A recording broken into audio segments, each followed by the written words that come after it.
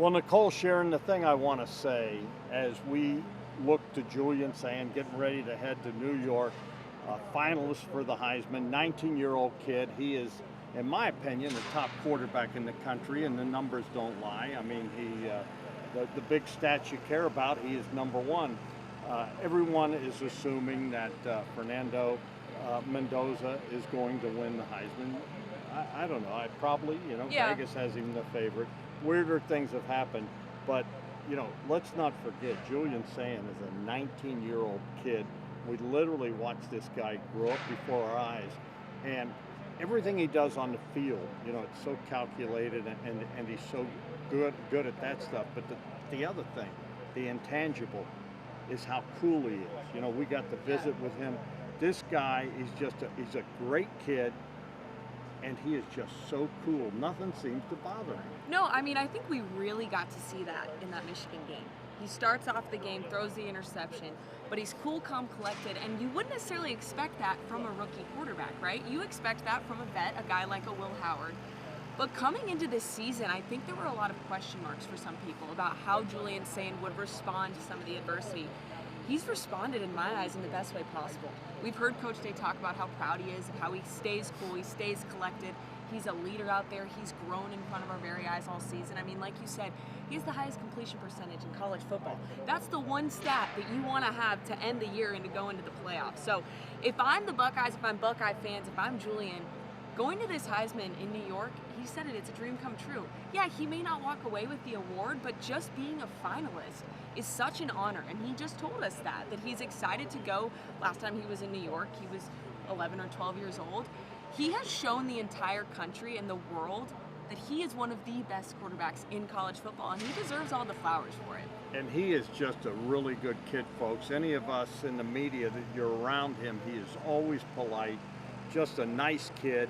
And, you root for a guy like that. And, I've said it, and I'll say it again. We literally watched this kid grow up before our eyes. We didn't know what to expect. I think Ryan Day didn't know what to expect. And the way that this young man has developed into a top-notch elite quarterback, and the way he handles himself and manages himself, when you talk to him, you sometimes forget he's 19 years old. I know what I was like when I was 19, and you're what? You're going to be 27. Going to be 28. I thought you were like younger. You thought I was that. 19. I thought you were 19. So what's crazy is he just told us that he was born in 2005. That makes me feel so old. What do you think it makes me feel? I was born in 1959. Thanks. But it is crazy. The best part about all of this is that Julian Sayin's not going anywhere after this year. I mean, it's scary to think that this Buckeye team is going to have Julian and a guy like Jeremiah Smith coming back next season. Someone just said it in the press conference room. Hey, is your goal to maybe win the Heisman next year if you don't win it this year? I mean, the fact that this is his first year as a starter, he's following a guy like Will Howard, and he's accomplished what this team has accomplished this year, and the best, in my opinion, is yet to come. I'm scared if I'm any other team in college football right now. It would not surprise me if something crazy happened and he did win. No, absolutely not. I don't know how the voting works, and everyone's got to vote their conscience and whatever. Obviously, Mendoza, had an incredible year this year, but Julian still is. His name is above him in the stats you worry about. And I will say, I think a lot of people were saying that going into the Big Ten Championship, this is a battle for the Heisman. But let's be honest, it was a defensive battle, that game. So I don't really look at that game as an indication of which one of those guys deserved the Heisman. When you look at the stats, I mean, it wasn't a quarterback duel. It was 13-10 was the final score. It was a defensive battle. It's not necessarily the game that everybody thought it was going to be. So I think, all these voters, they have to look at the whole season. And I look at the whole season, yes. And in my opinion, Julian. I agree. I would vote for Julian. I mean, like you said, the stat that he's broken about every record in the book, highest completion percentage in college football. When you truly compare them, in my eyes, it is Julian Sayin. But I will say, if I'm thinking about how the voters are thinking, I think they look at, Indiana won the Big Ten Championship, Fernando Mendoza made history. I think he's going to be the one to walk away with it, but I'm not necessarily saying that would be my pick. Yeah, so, this football team's going to get some time off. We did talk to Julian, and he said the loss still stings. Mm-hmm. Ryan Day told me he couldn't sleep after, that game, that he was so upset. They can use this as motivation. Julian, credited his teammates for the fact that he's even going to New York. That this is an award I share. This honor is because of the guys around me. But I think it was a perfect storm last week when it comes to this. We don't, and I'm going to reiterate this again. We don't, as fans, truly understand what they put into the game against that team up north, and how emotional it is, and how draining it is. And I go back to what a lot of former Buckeyes told me, including Woody Hayes and Arch Griffin, that they would say, thank goodness we don't have another game after this, because we wouldn't be able to play at the level we need to. That was an emotional win. So you had that going. And you always worry about letdowns after a big win. I'm not making excuses. I'm giving you facts, folks. And the other thing is, there was so many distractions that week. You're talking about your offensive coordinator announcing that he's going to South Florida. You National Signing Day. National Signing Day, and guys that were maybe going to change their minds. So you had all that.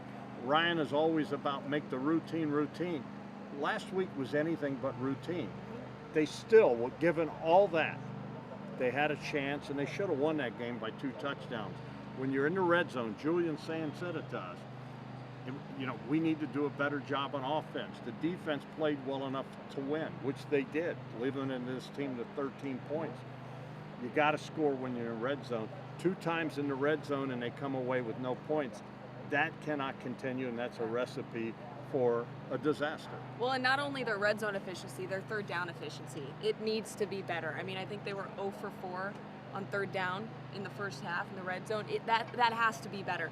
And what I will say is, this offense against Indiana, I think, played their worst game all year, and they almost beat them. So if that tells you guys anything, when this offense is playing their better game of the year, they're going to handle business against a team like Indiana. And you said the defense played good enough to win that game, and they almost did. But what I will say, and what I think is very kind of poetic, if you want to say, about these 2 years when you look at last year and this year. Last year, they lose to Michigan 13-10.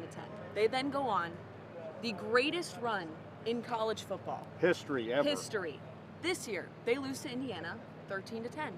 I think they are about to go on another incredible run, make it back to the national title game, and make history winning back-to-back national titles. And the other point I want to make, when I said that this football team was, coming off an emotional win, a physical game, I think, especially in the offensive line, you think about Julian, he was sacked 6 times all season. Indiana sacked him 5 times. I think the O-line was banged up. I think those guys were tired.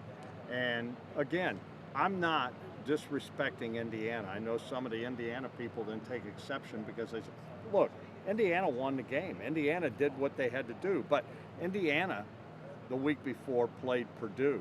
Yep. Ohio State played Michigan in their rivalry game. Obviously, Purdue is a rivalry game.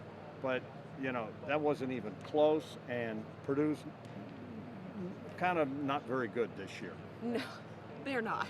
I'm just saying, folks. Yeah, it's true. But let me just say this again. For you Indiana folks that get mad at me, I'm not disrespecting the Hoosiers. I'm a big fan of Kurt Signetti. I'm a big fan of what they've done. And I've said there's going to be a changing of the guard, because if Indiana wants to be good at football, Indiana can be good at football because they have the alumni that can do it. They have the dollars that can do it. But I'm just saying, I'm hoping Ohio State and Indiana gets a rematch in the national title game. Yeah, and if they do, Ohio State's going to win that game. I feel very confident about that. Again, Indiana is a great team. I will say one thing on this next matchup. We don't know whether it's going to be Miami or Texas A&M. But if it's Texas A&M and it's Marcel Reed, I am very interested to see how the Buckeyes respond, because I think he is very similar to Fernando Mendoza in a lot of ways. So I think in that regard, this last game that they played against Indiana is a perfect game to have played before potentially facing an Aggie team with a quarterback like Marcel Reed, who at one point his name was floating around the Heisman conversation. So I think it's going to be very interesting when we find out, again, we don't know yet, but when we find out who they are going to face, if it is going to be a quarterback like that, because I think they just played the perfect game to test them for a guy like that. And I'm going to give you folks a Coach Cooperism for you.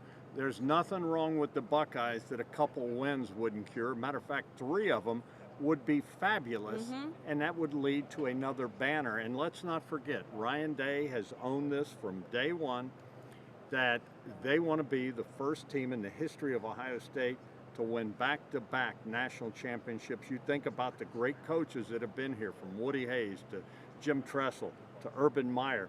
None of them won back-to-back national titles. Ryan Day and the Buckeyes want to be the first. It's right there for them. While this stings, it is a wake-up call. Use this wake-up call for you know, a run. Fuel to the fire. Yeah, a run like hopefully we're going to see coming up. And again, not disrespecting Indiana, but Ohio State had chances to win that game. Indiana did what it had to do in a defensive battle. Congratulations to the Hoosiers. But the Buckeyes, they're not done. I believe we are going to be seeing something special. At least I'm hoping. This is Nicole Shearin. I'm Dom Tiberi. Keep it on 10 TV, 10 TV Plus, and 97.1 The Fan for the best Buckeye coverage there is.